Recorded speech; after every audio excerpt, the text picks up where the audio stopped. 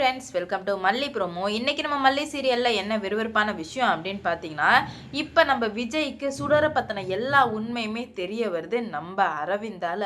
அட, அரவிந்த் எப்பட்றா இப்போ வந்தார் அப்படின்ற மாதிரி தானங்க யோசிக்கிறீங்க. ஆமாங்க, இப்போ அரவிந்த் வந்து எல்லா உண்மையும் கண்டுபிடிச்சி விஜய் கிட்ட சொன்னது தாங்க சரியான ட்விஸ்ட்டு. அந்த இது எப்படி நடந்தது அப்படின்னு சொல்லிட்டு தாங்க இந்த வீடியோவில் பார்க்க போகிறோம். நம்ம மல்லி வந்து நம்புறது ரெண்டே பேர், ஒன்று விஜய், இன்னொன்று கடவுள் இல்லையா. இப்போ விஜய் வந்து சந்தர்ப்ப சூழல்னால வசமாக சிக்கிட்டாரு. அவருக்கு வேற வழியே இல்லாமல் தான் சுடற்களத்தில் தாலி கட்ட போகிறேன் அப்படின்ற ஒரு நிர்பந்தனைக்கு உட்பட்டது மட்டும் இல்லாமல் இப்போ வந்து டேட்டும் ஃபிக்ஸ் பண்ணி கல்யாணமும் பண்ண போகிறாங்க. அப்படி இருக்கும்போது மல்லியோட நம்பிக்கை வந்து விஜய் மேலே வச்சுருந்த ஒரு நம்பிக்கை ஃப்ளாப் ஆயிடுச்சு. அது வேணும்னே ஃப்ளாப் ஆகல, சந்தர்ப்ப சூழ்நிலைக்கு கைதாவாங்கள அந்த மாதிரி தான் இப்போ நம்ம விஜய் வந்து கைது ஆயிட்டாரு. அதனால் மல்லி ரொம்பவே வந்து மனசு உடைஞ்சு போய் இதுக்கு மேலே வந்து நமக்குன்னு இருக்கிறது கடவுள் தோணை மட்டும்தான், கடவுளை நோக்கி நம்ம போவோம் அப்படின்னு சொல்லிட்டு சும்மாவே நம்ம மல்லி கடவுளை மட்டும்தான் வந்து நினச்சி எல்லாமே பண்ணிட்டு இருப்பாங்க. அதிகமாக பூஜை பண்ணாங்க. இப்போ வந்து தான் புருஷனை காப்பாற்றி கொடுக்கணும், தான் புருஷனுக்கு எல்லா உண்மையும் எப்படியாச்சும் வந்து தெரிவிச்சே ஆகணும் அப்படின்றதுக்காக நம்ம மல்லி சாமிக்கிட்ட போயிட்டு தீச்சட்டி ஏந்தி பூ மிதிக்கிறாங்க, பூச்சட்டி எடுக்கிறாங்க, அதாவது தீச்சட்டி எடுக்கிறாங்க. ரொம்ப பக்தியாக எல்லாமே பண்ணிகிட்டே இருக்கும்போது அங்கே தான் எதிர்பாராத விதமாக அரவிந்த் வந்து வர்றாரு. வந்ததுமே வந்து மல்லி இந்தமாரி தீச்சட்டி எடுத்துட்டு அழுதுகிட்டு உட்காந்துருக்காங்க. அழுதுகிட்டு மட்டும்தான் அந்த வேண்டுதலை நிறைவேற்றிட்டு இருக்கோமே. அரவிந்துக்கு ரொம்பவே கன்ஃபியூஸ்ட் ஆகிடுச்சு. மல்லியே பார்த்துட்டே இருக்காங்க. என்னவா இருக்கும், மல்லி இப்போ நல்லா வாழலையா அப்படின்னு சொல்லிட்டு அவருக்குள்ளேயே நிறைய கேள்விகள் எழும்ப ஆரம்பிச்சிருச்சு. அந்த சமயத்தில் தான் நம்ம மல்லி எல்லா வேலையும் முடிச்சுட்டு வர்றாங்க. சாமிக்கு செய்ய வேண்டிய எல்லாத்தையுமே செஞ்சு முடிச்சுட்டு வெளியே வரும்போது அரவிந்த் பார்த்துறாங்க. மல்லி அப்படின்னு சொல்லதுமே அரவிந்த் அப்படின்னு சொல்லிட்டு மல்லி வந்து எதுவுமே பேசாமல் அமைதியாக இருக்காங்க. என்னாச்சு மல்லி, ஏன் ஒரு மாதிரியாக இருக்கீங்க, நீங்கள் சந்தோஷமாக இல்லையா அப்படின்ற மாதிரி கேட்க நம்ம மல்லி வந்து அழுதுகிட்டே இருக்காங்க. சொல்லுங்கள் மல்லி, என்னாச்சு, நான் உங்களை இப்படி பார்த்ததே இல்லையே மல்லி அப்படின்ற மாதிரி சொல்லவுமே உடனே நம்ம மல்லி சொல்கிறாங்க, நான் சந்தோஷமாலாம் அப்படிலாம் இல்லை அரவிந்த், நான் நல்லா தான் இருந்தேன் அப்படின்ற மாதிரி சொல்கிறாங்க. அப்போ நல்லா தான் இருந்தீங்களா, அப்போ வந்து இப்போ நல்லா இல்லையா அப்படின்ற மாதிரி அரவிந்த் கேட்குறதுக்கு மல்லிக்கிட்ட சுத்தமாக வந்து பதிலே இல்லைங்க. மல்லியால் என்ன சொல்கிறது போகிறதுனே தெரியாமல் வந்து தகைச்சு போய் நின்றுன்னு இருக்காங்க. அப்போ தான் சொல்கிறாங்க, விஜய் ஏதாவது உங்களை கொடுமைப்படுத்துகிறாரா, விஜய் இன்னும் உங்களை ஏற்றுக்கலையா அப்படின்ற மாதிரி நிறைய கேள்விகள் வந்து முன்வைக்கிறாங்க. அப்போ தான் நம்ம மல்லி சொல்கிறாங்க, விஜய் என்னை எதுவுமே பண்ணலை அரவிந்த், விஜய் என்னை ரொம்பவே வந்து நல்லா தான் பார்த்துக்கிட்டாரு, அதில் எந்த குறையுமே அவர் வைக்கவே இல்லை. ஆனால் வந்துட்டு வெண்பா பாப்பா தெரியல, வெண்பா பாப்பாவோட அம்மான்னு சொல்லிட்டு ஒருத்தி வந்திருக்கா, ஆனால் வந்து அவள் உண்மையிலுமே ரேணுகா அக்கா கிடையாதுன்னு சொல்லவுமே, என்ன மல்லி என்னென்னமோ சொல்கிறீங்களே, என்னதான் அப்படின்ற மாதிரி கேட்கும்போது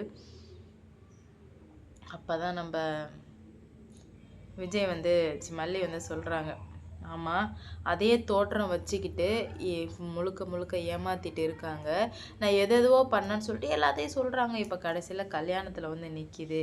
நாங்கள் 2 பேருமே வந்து காதலிக்க ஆரம்பித்து அவருமே என்னை விரும்ப ஆரம்பித்து நல்ல வாழ்க்கை வாழ்ந்துட்டு இருக்கும்போது இந்த ரேணுகான்னு ஒருத்தி வந்து இந்த மாதிரி பண்ணி, இந்த சுடர், அவள் பேர் சுடர்னு வந்து இந்த மாதிரி பண்ணிட்டான் அப்படின்ற மாதிரி சொல்லுவோமே, அவர் ரொம்பவே ஷாக்காகி ரொம்பவே கஷ்டப்பட ஆரம்பிச்சிட்டாங்க. நீங்கள் சொல்கிறத கேட்குறதுக்கு எனக்கே ரொம்ப கஷ்டமாக இருக்குது மல்லி அப்படின்ற மாதிரி சொல்லுவோமே, நீங்கள் கஷ்டம்லாம் படாதீங்க, நான் பார்த்துக்கிறேன், நீங்கள் வந்து ஃபீல் பண்ணாதீங்க அப்படின்ற மாதிரி சொல்கிறாங்க. எப்படி மல்லி உங்களுக்கு ஒன்றுனா நான் ஃபீல் பண்ணாமல் இருக்க முடியும், நான் ஏதாவது உங்களுக்கு பண்ணணும்னு நினைக்கிறேன் அப்படின்ற மாதிரி சொல்கிறாங்க. அதெல்லாம் ஒன்றும் வேணாம், நீங்கள் எதுவுமே வந்துட்டு பண்ண வேணாம் அப்படின்ற மாதிரி சொல்கிறாங்க. இல்லை, எனக்கு வந்து மனசு வந்து ஆற மாட்டுது, நான் உங்களுக்கு பண்ண தான் போகிறேன் அப்படின்ற மாதிரி சொல்கிறாங்க. என்ன பண்ண போகிறீங்கன்னு கேட்கும்போது, எப்படி அப்போ விஜயோட உங்களை சேர்த்து வச்சனும் அதே மாதிரியே இப்போ விஜயோட நான் சேர்த்து வைக்க போகிறேன் அப்படின்ற மாதிரி சொல்கிறாங்க. என்னென்னமோ சொல்கிறீங்களே அப்படின்ற மாதிரி கேட்குறாங்க. நான் என்னென்னமோலாம் சொல்லலை மல்லி, உண்மையாக தான் சொல்கிறேன், நான் வந்து சேர்த்து வைக்க போகிறேன் அப்படின்னு சொல்லும்போது, அது உங்களால் இதுக்கு மேலே முடியாது அப்படின்ற மாதிரி சொல்கிறாங்க. யார் சொன்னால் அதெல்லாம் முடியும், நான் செஞ்சு காட்டுறேன் நீ அப்படின்ற மாதிரி சொல்லும்போது, என்ன பண்ண முடியும் அப்படின்ற மாதிரி கேட்குறாங்க. நான் பண்ணிவிட்டு உங்கள்கிட்ட வந்து பேசுகிறேன் அப்படின்ற மாதிரி இவங்களும் வந்து சொல்லிடுறாங்க. ஏன்னா இவங்களுக்கு வந்து என்ன பண்ணுறது போகிறதுன்னு சொல்லிட்டு தெரியல. அதனாலவே வந்துட்டு ரொம்ப வந்து கன்ஃபியூஸ்ட் ஆயிடுறாங்க. என்னடா இது இவ்வளோ பண்ணிட்டு இது மட்டும் எப்படி விட்டு வைக்கிறது அப்படின்ற மாதிரி அவங்களுக்கு தெரியல. அப்போ தான் வந்துட்டு இவர் வந்து சுடரை வாட்ச் பண்ண ஆரம்பிக்கிறாங்க. வாட்ச் பண்ண ஆரம்பித்தா பல உண்மைகள் வந்து வெளியே வருது. இந்த மாதிரி இப்போ கண்டுபிடிச்சிட்டாங்க. ஏன்னா சுடர் வந்து போயிட்டு பேச போயிருப்பா. ரகு கிட்ட பேச போகும்போது பின்னாடியே வாட்ச் பண்ண போயிட்டு எல்லாத்தையுமே வந்து டீட்டெயிலாக வந்து எடுத்துகிட்டு வந்துட்டார் நம்ம விஜய். அரவிந்த் எடுத்துகிட்டு போயிட்டு நான் அவங்கள சேர்த்து வைக்கிறேன் அப்படின்னு சொல்லிட்டு இப்போ அங்கே போய் எல்லாத்தையுமே வந்து சேர்த்து வைக்க ஆரம்பிக்கிறாரு. உடனே இவங்களுக்கு என்ன பண்ணுறது போகிறதுன்னு சொல்லிட்டு சுத்தமாக புரியல. என்னடா இது இப்படிலாம் வந்து நடந்துட்டுருக்கே அப்படின்னு சொல்லிட்டு ரொம்பவே வந்து கன்ஃபியூஸ்டானில் தான் இருந்துகிட்ருக்காங்க. அவங்களுக்குமே என்ன பண்ணுறது போகிறதுனே தெரியாமல் முழிச்சிட்ருக்க சமயத்தில் அப்போ தான் அவங்களுக்கு ஒரு விஷயம் புரிய வருது. என்ன நடந்தாலும் சரி போனாலும் சரி இதுக்கு மேலே இப்படியே வந்து விட்டு வைக்கவே கூடாது, ஏதாவது ஒன்று பண்ணியான்னு சொல்லிட்டு காமிக்கும்போது விஜய் ஷாக்காகி போய் நிற்கிறாரு. அவருக்கு என்ன சொல்கிறது போகிறதுன்னு சொல்லிட்டு சுத்தமாக புரியல. மிரண்டு போயிட்டாரு. என்ன பண்ணாலும் என்ன பண்ணுறதுனே தெரியாமல் சொல்லிகிட்ருக்கோமே அவங்க ரொம்ப வந்து டென்ஷனும் ஆயிடுறாங்க. என்னடா இது என்னென்னமோ வந்து நடந்துகிட்ருக்கு, ஏதாவது ஒன்று பண்ணணும்னு தெரிலையா அப்படி இப்படின்ற மாதிரி இப்போ பிரச்சனைகள்லாம் ரொம்பவே வந்துட்டு போயிட்டுருக்கு. அடுத்தடுத்து என்ன நடக்க போகுது அப்படின்னு சொல்லிட்டு வெயிட் பண்ணி பார்க்கலாம். கண்டிப்பாக கூடிய சீக்கிரம் என்ன நடந்தாலும் சரி போனாலும் சரி இதுக்கு மேலே இப்படியே விட்டு வைக்கக்கூடாது அப்படின்ற ஒரு எண்ணத்தில் ரொம்ப வந்து ஸ்ட்ராங்காக இருக்காங்க. அதனால் பார்ப்போம் என்ன நடக்க போகுது அப்படின்னு சொல்லிட்டு கூடிய சீக்கிரம் எல்லாத்துக்குமே ஒரு முடிவு கிடைக்கும் அப்படின்ற மாதிரி நான் நினைக்கிறேன். நீங்கள் என்ன நினைக்கிறீங்க அப்படின்னு சொல்லிட்டு மறக்காமல் வந்து கமெண்டில் சொல்லிட்டு போங்க. ஏன்னா இவ்வளோ நாளாக இருந்ததுக்கும் இப்போ இருந்துட்டு இருக்கிறதுக்கும் ரொம்ப வந்து வித்தியாசங்கள் இருக்குது.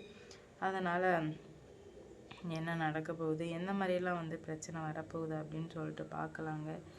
கண்டிப்பாக இதுக்கு மேலேயுமே இப்படியே பிரச்சனை விட்டு வச்சுட்டே இருந்தால் சரி வராது அப்படின்ற மாதிரி தெரியாமல் தான் முழிச்சிட்டு இருக்காங்க. பார்க்கலாம் என்ன நடக்க போகுது அப்படின்னு சொல்லிட்டு.